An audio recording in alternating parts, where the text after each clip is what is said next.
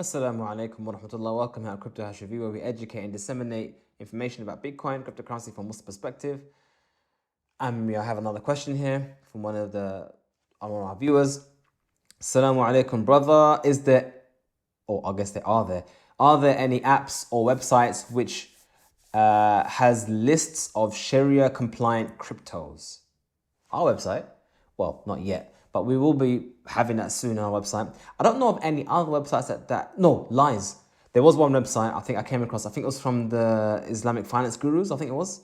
And they had a list of, literally just a list of cryptos, and they gave their view about it's halal or not halal, that kind of stuff.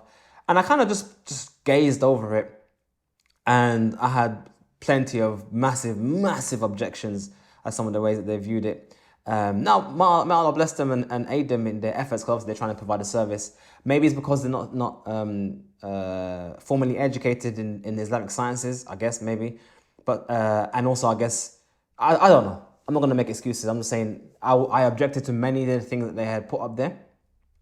But I think it does exist. But as with anything, anything related to Islam, you need to have awareness of who's speaking and what qualifications they have when they speak. So if someone, and on top of that, they need to have knowledge of both worlds. So I remember asking my teacher in tafsir back in Medina University, and I asked him about tafsir al-Quran or scientific miracles in the Quran. Because I'm a man of science. Before I became Muslim, I used to be heavy into physics. I still am, really, into the sciences and physics and the mechanics and that kind of stuff. That's me. I love that kind of stuff. Engineering, that kind of stuff.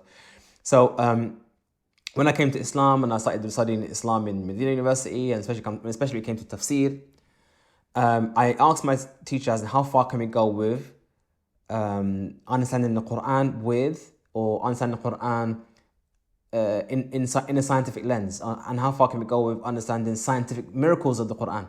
And the reason why I asked that question is because I've seen some of the claims made about scientific miracles in the Quran, and I see many people who claim that this one X, Y, Z theory or idea is mentioned in the Quran, when that idea isn't actually even a fact yet. It's just an idea, and they've now attached that idea into the Quran. And I see many of the fallacies and the problems with this approach of attaching scientific ideas, which are essentially vaniyya, essentially subjective potentials, onto actual reality, which is the Quran. Because there's a risk that once you've attached this idea to the Quran and this idea turns out to be wrong, then what does that mean about your Quran? Anyway, so the Shaykh said, and I'll say this to you, and this applies to everything. He said, in this realm of science and Quran, what we need is people who are well versed in the sciences, both of them, in both the science and the science of tafsir. It's not enough that you're an alim of tafsir and have just general knowledge of science, or you're an alim of science and have some general knowledge of the Quran. No, you need to be an alim in both the sciences of the dunya that you're going to speak about and the sciences of the Quran, so that you know where these things truly overlap and there actually is some truth there, or when they don't really overlap. So, for example, there are many things in science which are taken as being facts, even where they're addressed and taught in social media and whatnot. Whereas if you actually dig the surface and scratch the surface, you realize it's actually not really factual. It's the best theory and idea that's available. It's the best model that's available, but they haven't reached the level of sigma 1. They haven't reached the level of certainty that is now a fact. You know what I'm saying? So that applies now to crypto. There are plenty of people who are aware of the sciences of Islam, and there's no denying that they are ulama of the deen. But when it comes to cryptos, they literally heard about it from the questioner, or what they've read briefly in some articles and whatnot. They're not specialists in the field of crypto. And likewise, on the flip side, there are those who get really deep into the crypto, been in it for many years. And because they're Muslim, they feel that they can speak now what is halal and haram, when all they know is the crypto. They actually haven't studied the sciences of Islam or know what constitutes a halal system and what constitutes a haram system.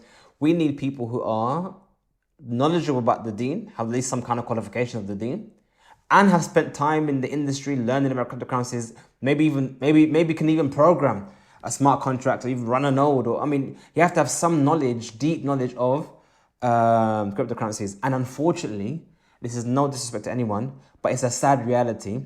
Unfortunately, every single person who's spoken against Bitcoin, they've always had factual fallacies about Bitcoin in themselves, in their fatwa, which means that basically they've misunderstood the topic. Even one brother, may Allah bless him, spent a whole 2-hour video going through Satoshi's white paper, refuting Satoshi's white paper, not even understanding the white paper that he's referring to. He actually is reading the white paper of Satoshi, refuting the white paper of Satoshi, and not even understanding what Satoshi is even saying. It was very frustrating to listen to that whole 2 hours, because it was like, you're not understanding what he's saying. That's not what he's trying to say. But it's a human thing. You can't be good at everything. So in regards to this list that exists, yeah, I would suggest whoever you do take lists of halal and haram cryptos, make sure that this individual is well versed in the crypto space and is well versed in the shari'a space.